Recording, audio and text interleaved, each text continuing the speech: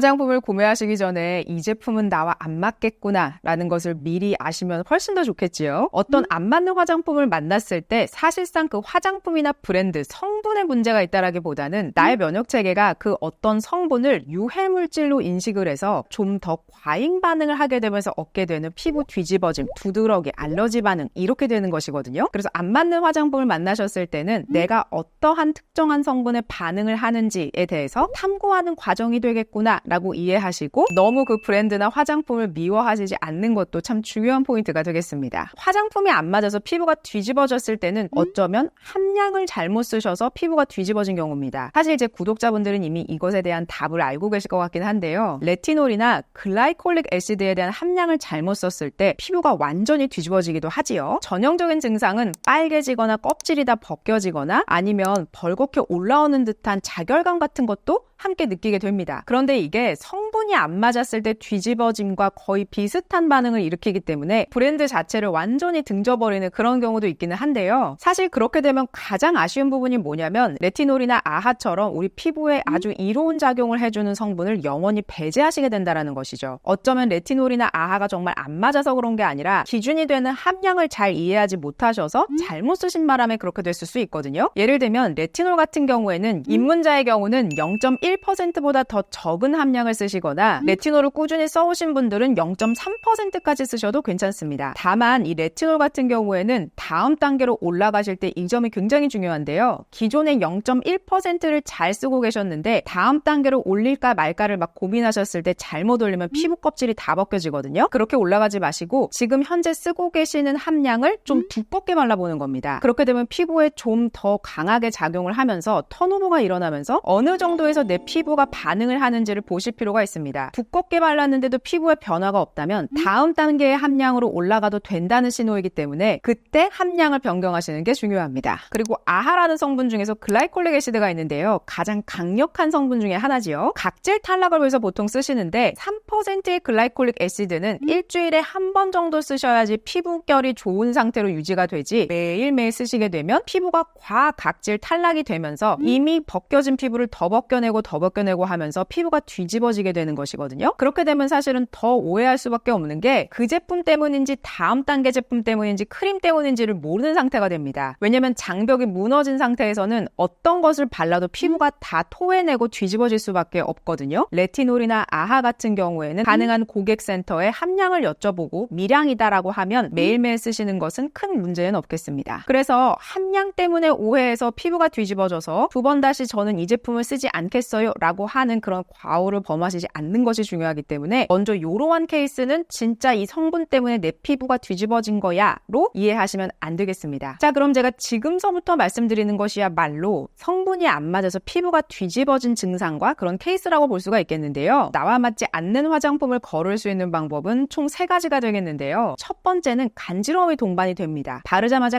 간질간질하면서 이 간질간질함이 사라지는 게 아니라 결국에는 두드러기나 반점 같은 것들이 쫙 올라오게 하거든요. 이런 경우에는 사용을 중단하시는 게 맞습니다. 그리고 또 다른 증상은 바른 부위가 좀 붉게 올라오거나 어떤 경우에는 부어오르는 경우도 있거든요. 뭔가 붉어지면서 뜨거워지는 느낌이 든다라고 할 때도 사용을 중단하시는 게 맞습니다. 그리고 턱 주변이나 이마 등의 작은 좁쌀 같은 것들이 쫙 퍼질 때가 있거든요. 그것도 알러지 반응으로 인해서 피부의 뒤집어짐이라고 볼 수가 있기 때문에 이러한 증상을 만났을 때는 드디어 내가 맞지 않은 성분을 찾을 수 있게 됐구나 라고 이해하시는 게 중요합니다. 자, 그러면 지금부터 안 맞는 화장품을 찾는 3가지 방법을 말씀을 드릴 건데요. 자, 첫 번째는 식약처가 고시한 25가지 알러지를 유발할 수도 있는 성분들을 고시해 놓은 게 있습니다. 이 25가지를 선정한 기준은요. 이 25가지 성분이 문제가 있다라는 것이 아니라 이 성분이 들어가 있는 경우에 알러지 반응을 일으키는 경우가 조금 더 많았어요 라는 개념인 것이어서 사실상 이 성분을 썼을 때 아무런 반응이 일어나지 않는다면 나하고는 아무런 상관이 없다라고 이해하시면 됩니다. 왜냐하면 음식도 똑같은 방식으로 식약처에서 고시해 놓은 게 있어요. 그런데 거기에는 달걀, 닭고기, 소고기, 고등어 이런 것도 있거든요. 근데 저의 경우는 달걀이나 닭고기, 소고기, 고등어 전혀 문제 없이 잘 먹고 있고 제가 공포감을 갖거나 소고기를 안 먹거나 그렇지 않거든요. 대신에 저는 굴 알러지가 있습니다. 그래서 저는 굴의 경우는 조금 조심해서 먹는 편이긴 합니다. 그래서 화장품도 마찬가지로 이 25가지에 있어서 반응을 일으키지 않는다면 그대로 그냥 쓰시면 돼요. 그래서 전 성분에 보통 이러한 성분들은 굉장히 미량으로 들어가 있기 때문에 때문에 보통 끝부분에 노출이 되어 있는데요. 이렇게 반복적으로 이러한 성분들이 들어갔을 때 불금증이 올라오거나 자결감이 느껴진다거나 라고 한다면 내 면역 체계가 이러한 성분들을 유해한 물질로 인식을 해서 과잉 반응을 하고 있는 것이기 때문에 가능한 쓰시지 않는 게 맞습니다. 그런데 이 25가지 성분에 전혀 포함되지 않았는데 안 맞는 화장품은 어떻게 찾는 거냐? 이 부분이 참 궁금하시죠? 먼저 저의 케이스를 말씀드리겠습니다. 제가 아마도 제 유튜브의 첫 번째 영상에서도 아마 말씀을 드렸을 텐데요. 어렸을 때 SK2 피테라 에센스를 썼었어요. 근데 저는 2주 동안 이 제품을 쓰면서 이 제품 때문에 제가 피부가 뒤집어졌다고로 인식을 전혀 못했습니다. 왜냐면 많은 성분은 아니지만 구성하고 있는 것이 부틸렌글라이콜이나 펜틸렌글라이콜, 소듐 벤조에이트 이러한 성분들도 함께 들어가 있었기 때문에 발효라는 성분이 나하고 맞지 않는구나라는 것을 확신할 수는 없었습니다. 그런데 제가 시간이 지나면서 다른 제품들을 쓰면서 공통적인 성분을 찾을 수가 있었는데요. 예를 들면 비피다 발효용해물, 락토바실러스 발효물, 시카로미세스 발효여과물 이러한 성분들을 썼을 때 저는 턱 주변을 중심으로 쫙 빨갛게 올라온다는 것을 알게 되고 나서 나는 이러한 성분들하고는 맞지 않는구나 라는 것을 알게 됐어요. 3% 이상 들어갔다라고 하면은 발효물 딱 바르는 순간 얼굴이 간질간질해지면서 빨긋빨긋하게 올라오거든요. 그래서 저의 경우는 정확하게 안 맞는 성분이 뭐다라는 것을 이러한 과정을 통해서 찾았고 한두 가지 제품을 써서는 정확하게 어떤 성분이 안 맞아라고 확정하시기는 조금 어렵습니다. 지금부터 참 중요해지는데요. 어떤 구독자분이 저한테 이런 말씀을 하셨어요. 저는 병풀 추출물이 안 맞아요 라고 말씀을 주셨습니다. 제가 무슨 제품 쓰세요? 라고 여쭤보니까 이 제품을 말씀 주셔서 제가 전 성분을 쫙 펼쳐봤습니다. 그런데 병풀 추출물 말고도 너무나도 많은 성분들이 들어가 있죠. 그래서 왜 이거를 병풀 추출물이 안 맞는다고 이해하셨을까라고 봤더니 이 제품 자체를 마케팅하면서 팔 때에 시카크림, 병풀크림 이렇게 쓰시니까 이분께서는 병풀 추출물의 함량이 굉장히 높을 거라고 생각을 하셔서 나는 그냥 병풀은 안 맞아. 다른 대체제 뭐 써요? 이렇게 이제 물어봐 주신 상황이었어요. 앞에서 이야기한 25가지의 알러지를 유발하는 성분은 그렇게까지는 두드러지게 보여지진 않습니다. 다만 뒤에 수용성 합성색소라고 하는 게 보이는데요. 황색 4호와 청색 1호가 보여지죠. 이 전 성분의 구성을 보면 정제수, 다이프로필렌 글라이콜, 세테아릴 알코올 이러한 순서대로 쭉 되어 있는데요. 앞에 들어갈수록 더 많은 함량이 들어가 있는 건 알고 계시죠? 그리고 앞쪽에 들어가 있는 것들이 제형을 형성하는 그러한 성분들이기 때문에 어쩌면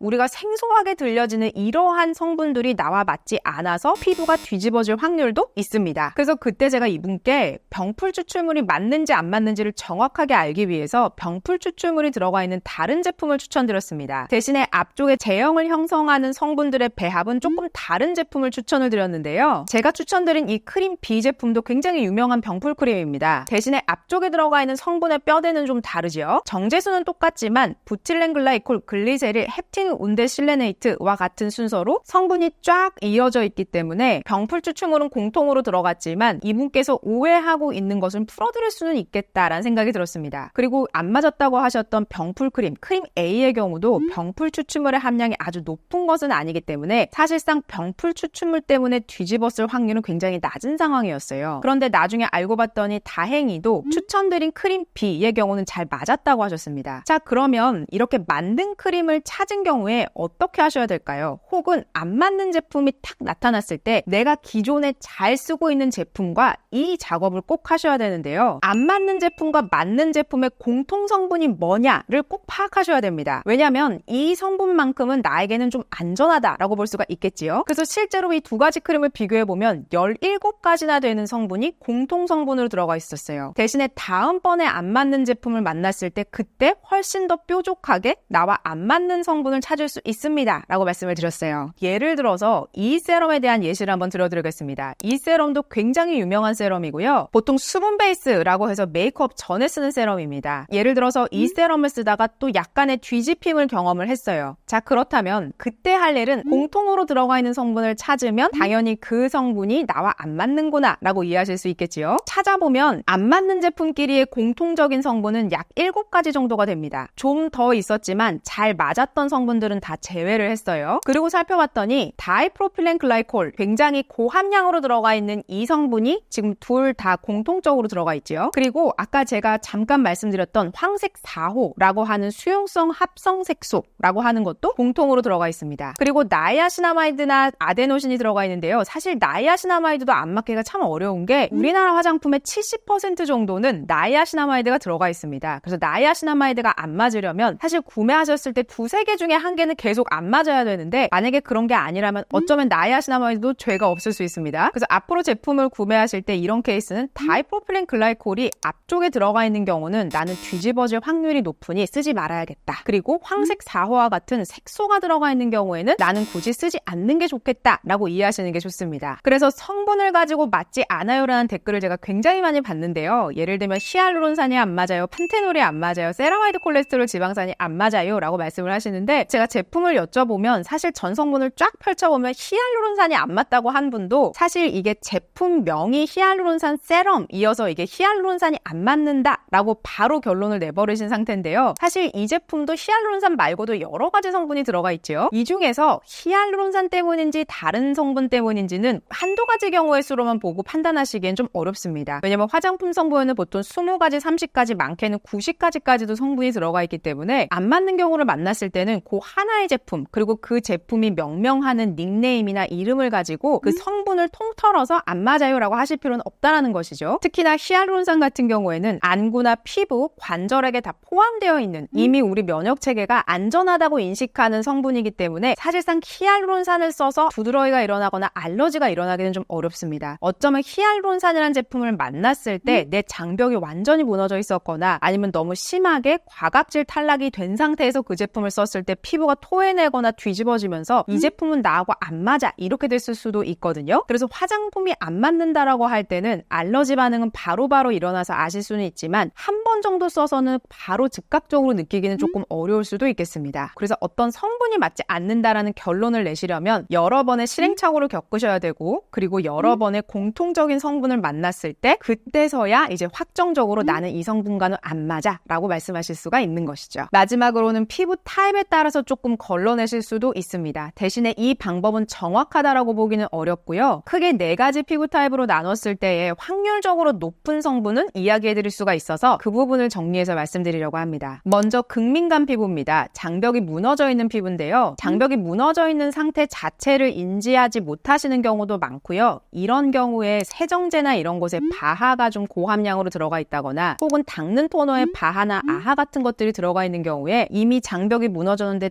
더 긁어내는 상황이 되기 때문에 극민감 피부나 장벽이 훼손된 피부는 레티놀이나 아하, 바하 같은 성분들은 완전히 배제하시는 게 좋습니다. 그리고 민감한 피부나 장벽이 무너진 피부는 제가 너무 여러 단계 쓰지 마시고 2-3단계 정도에서 마무리를 하시고 제품 자체를 좀 듬뿍 발라놓고 피부를 좀 쉬게 해주시는 게 훨씬 더 중요합니다. 그래서 그럴 때는 기기 관리 같은 것들도 다 멈추시고, 특히나 마스크 같은 것도 굳이 올려놓으실 필요 없거든요. 그래서 모든 관리라고 하는 것은 피부가 최상급일 때 이 상태를 더 잘 유지하기 위해서 하는 것이지, 피부 상태가 좋지 않은데 뭔가를 더해서 더 좋아지는 경우는 잘 없습니다. 피부 자체가 잘 회복될 수 있도록 재생 성분들을 좀 듬뿍 바르고 푹 주무시는 게 제일 좋습니다. 그리고 여드름 피부인데요. 제가 여드름 피부에 굳이 추천드리지 않는 성분은 비타민 E라고 하는 성분이고요. 그리고 코코넛 오일입니다. 왜냐면 이게 유난히 밀폐하는 역할도 크고, 특히나 비타민 E의 함량이 높은 것을 쓰시면 여드름이 확 더 퍼지는 경우를 많이 봤거든요. 그래서 제품 중에서 비타민 E나 코코넛 오일이 중간 정도에 들어갔다라고 할지라도 여드름 피부는 가능한 쓰시지 않는 게 좋습니다. 다른 오일보다 유난히 이 오일이 조금 더 여드름을 많이 유발시킬 수 있는 그러한 성분이기 때문에 건성 피부나 노화 피부는 이러한 성분들이 참 도움이 되지만 여드름이나 피지 분비가 많이 일어나는 피부에는 굳이 추천드리지 않는 성분이기 때문에 오일 함량이 높이 들어가 있는 것들은 차라리 피하시는 게 훨씬 더 좋겠습니다. 그리고 저와 같은 건성 피부인데요. 징크 PCA나 바하가 고함량 들어가 있는 것은 건성 피부에는 굳이 좋지 않습니다. 징크 PCA가 유난히 건성이 썼을 때 잘 뒤집어지는 이유가 그 피지선을 엄청나게 억제해버립니다. 그래서 건성 같은 경우에는 이미 너무 건조한 상태인데 피지선까지 꽉 억제해버리게 되면은 피부에 오히려 더 트러블이 일어날 수 있거든요. 그래서 가능한 징크 PCA가 들어가 있는 성분을 건성 피부에는 굳이 추천드리지 않고요. 바하도 굳이 고함량까지 쓰실 필요는 없습니다. 건성 피부의 경우에는 차라리 아하를 쓰시는 게 좀 더 좋고, 징크 PCA나 바하 같은 같은 경우에는 방금 전에 말씀드렸던 여드름 피부나 지성 피부가 쓰셨을 때 피지선을 살짝 억제해주고 항염이나 진정해주는 효과까지 같이 있기 때문에 오히려 여드름이나 지성 피부에는 추천드리지만 건성 피부는 굳이 이것들이 들어가 있는, 특히나 고함량으로 들어가 있는 걸 쓰시게 되면 트러블이나 아니면 뒤집어짐을 경험할 확률이 좀 더 높습니다. 그리고 지성 복합성 피부가 굳이 쓰시지 않으셨으면 좋겠다라고 생각하는 것은 세트롤라툼인데요. 그 이유가 이 성분 자체는 보습감도 좋고 다 좋은데 밀폐의 역할도 굉장히 크기 때문에 피부가 조금 더 숨을 쉬게 해주고 편안하게 해주려면 저는 굳이 바세린을 듬뿍 바르실 필요는 없다라는 생각입니다. 워낙 유튜브에 많은 그런 활용법이 나와 있기는 한데요. 저는 차라리 이러한 성분들은 바디에 좀 쓰시고 소량으로 들어가 있는 걸 쓰시는 게 좋지, 바세린 자체를 너무 욕심내서 바르시다가는 오히려 지성 피부나 복합성 피부는 더 트러블이 올라오게 할 수 있기 때문에 이러한 성분들은 좀 주의하면서 쓰시면서 패치 테스트는 귀 뒤에 하시거나 아니면 턱 아래 하시는 게 가장 정확하기는 합니다. 보통 팔 안쪽에 하세요라고 하는 경우도 있는데 팔 안쪽은 빠르게 반응이 올라오지 않은 경우들도 종종 봤었어서 얼굴이랑 조금 가까운 곳에 하시면서 빠르게 반응을 보고 쓸지 말지를 결정하시는 게 좋겠습니다. 오늘은 이렇게 나와 안 맞는 성분을 거르는 방법을 말씀을 좀 드려봤는데요. 사실 화장품이 안 맞았을 때는 너무 걱정하지 마시고 보통 사용을 중단하면 피부는 한 2-3일 후면 복구가 됩니다. 아주 길게는 2주 정도만 지나도 복구가 되거든요. 안 맞는 화장품을 딱 만났을 때는 드디어 나하고 안 맞는 성분을 찾을 수 있게 됐다라고 긍정적으로 생각하시면서 잠 잘 주무시면 뒤집어진 피부도 곧 돌아올 겁니다. 그리고 피부가 뒤집어졌을 때는 여러 단계를 쓰지 마시고 2가지에서 3가지 정도의 제품을 쓰시는 게 중요하고, 특히나 재생에 도움을 주는 세라마이드 콜레스테롤 지방산이나 판테놀, EGF와 같은 성분들을 쓰시면서 피부를 복구해주는데 좀 더 도움이 되는 그러한 스킨케어 루틴을 하시는 게 정말 중요합니다. 화장품 고르실 때 조금이나마 도움이 되셨으면 좋겠고, 오늘도 도움이 되셨다면 구독과 좋아요, 알림 설정까지 부탁드릴게요. 고맙습니다.